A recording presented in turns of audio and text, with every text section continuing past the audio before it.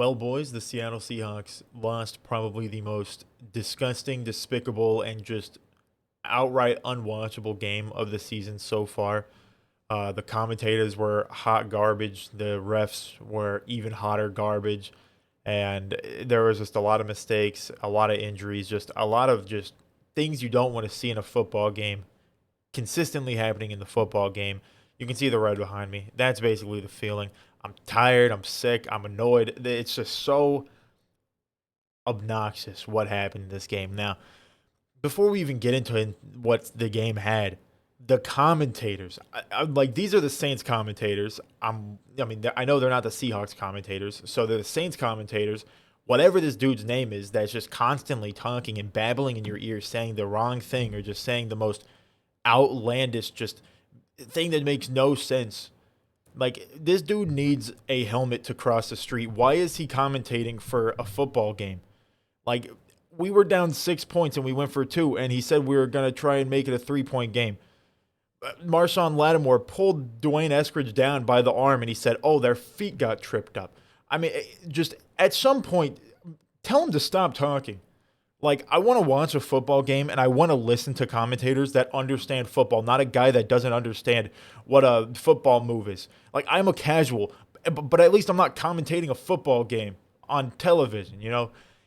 That was the most obnoxious part. Not only were the refs just garbage, calling the weakest holding calls, calling things on Tariq Woolen that didn't make any sense whatsoever, the commentators were being even worse on top of that. But let's get into the game. First things first, hopefully Chris Olave is okay. Hopefully Rashad Penny's okay. Rashad Penny, scary injury because it's something to do with the ankle. Could have been an Achilles thing. Who knows? Hopefully it's like an ankle sprain or something because, someone landed on his ankle. But you never know with that. Rashad Penny, he's had issues before. Hopefully it's not an Achilles. I'd much rather him be out like 3 weeks with a high ankle sprain than be out for the rest of the season with a torn Achilles. So hopefully he's all right. Chris Olave on the catch that they called incomplete and then overturned. I don't understand the ruling of that because the ball came out as he went to the ground. I don't know what you consider a football move in the end zone when you are stationary, but hopefully he's okay because that was clearly a concussion. Hopefully, another Tua situation doesn't happen. But let's get into, I guess, the stats. I mean, Taysom Hill absolutely just did whatever he wanted this game. He had, three touchdowns, four touchdowns. He had three rushing touchdowns, a passing touchdown, and the commentators were so adamant that he had three total touchdowns after he got his fourth touchdown. I mean, the commentators were horrible this game. That is something I will harp on. Kenneth Walker came in when Rashad Penny went down, and he did pretty good. He had a couple not too big plays. He had like some 2 yarders, some 3 yarders, some no yard gains, and then he had a 69-yard touchdown. Nice. Tyler Lockett is him. DK Metcalf is kind of him. He had a drop touchdown, but I mean he still had a really nice play for 50 yards. He had another touchdown which was called back for holding, which was another really weak holding call. Like, yeah, I guess you could call it holding, but there was like 16 other penalties that could have been called holding if you're going to call it by that standard that weren't called. So, I mean, you're going to call it on the biggest play of the game that completely swings it. I mean, very confusing. Geno Smith, I mean, good game for him. His completion percentage a bit lower than it normally is. It's not over 80% or anything crazy like that, but 3 touchdowns, no interceptions, decent yards. He got sacked more than he had been, I think, any other game this season. Just, man, this game was obnoxious to watch, but we did have some good plays. Kobe Bryant forced a fumble, which then Tariq Woolen picked up, and then Tariq Woolen got another interception, his third interception on the season, I believe third game in a row with an interception. That was incredible. But the run defense, absolutely atrocious. Alvin Kamara, 23 carries. They just walked all over us, 100 yards. And Taysom Hill, every single time he got onto the field, it just seemed like something was happening in their favor. Something good was happening for them. And Taysom Hill is just one of those guys that is so obnoxious to me.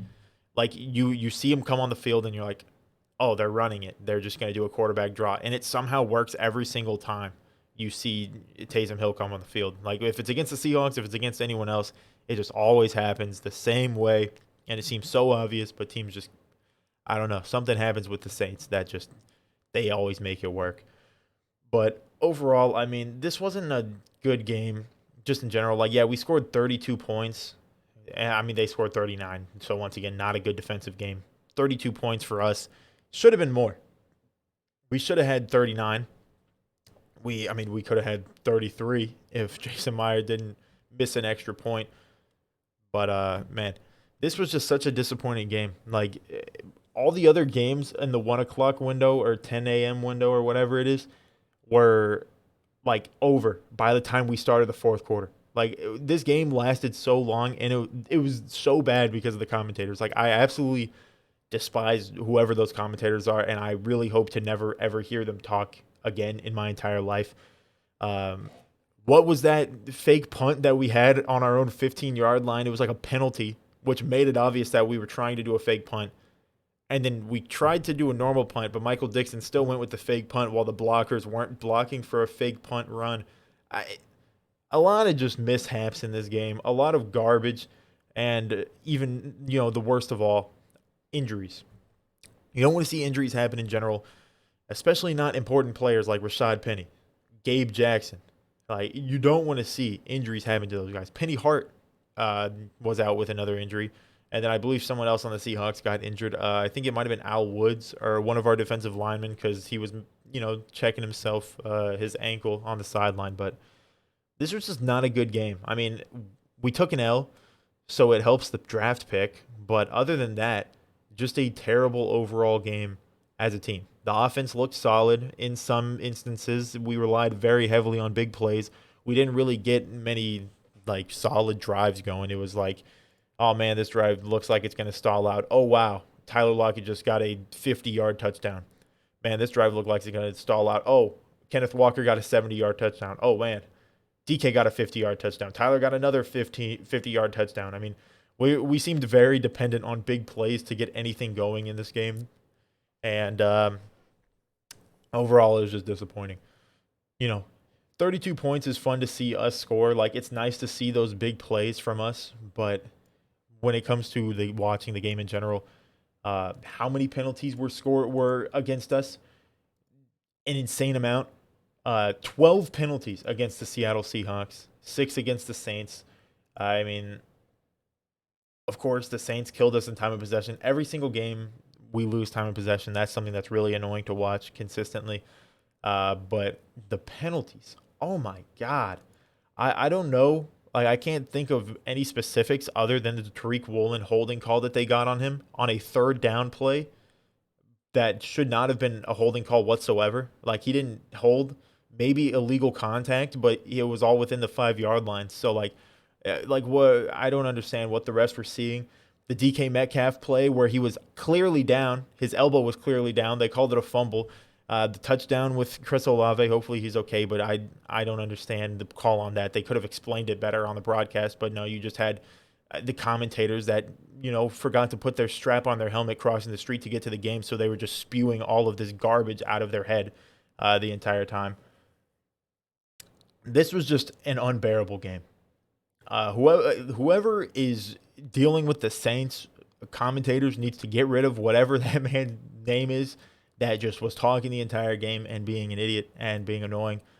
I think I'm unnecessarily annoyed and upset. Like, I'm okay with us losing. I just want to enjoy watching the game, and that was just not an enjoyable game to watch. The refs were trying to take it over, and the commentators were ruining it. And one last thing before we go, it seemed a bit suspicious.